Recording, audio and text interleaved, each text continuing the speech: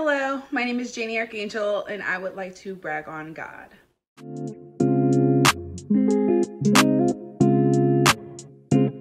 With all the craziness going on in the world today, it's, pretty easy to get in a space where you feel discouraged, you feel like a lot of negativity coming at you all at once.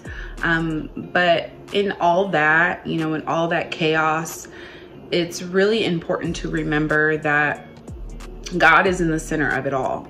With the beginning of COVID this year, it kind of put us all in perspective of how easily God can just put a halt to all your plans, and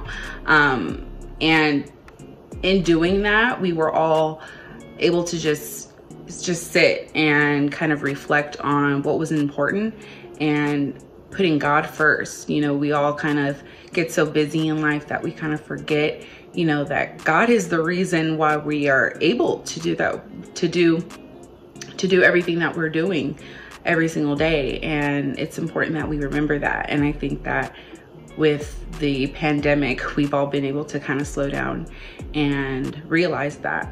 And all the while during this pandemic, we as a people are faced with injustice, police brutality, and having to fight that fight. We're fighting multiple fights.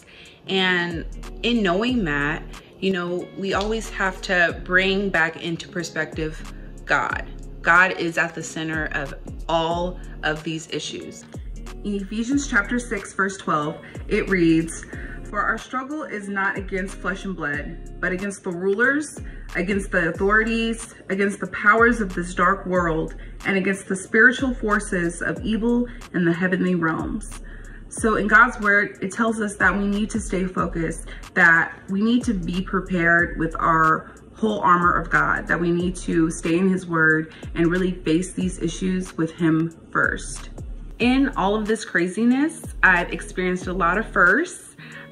My first real pandemic, my first protest, being able to participate in a protest and stand against racial injustices and police brutality.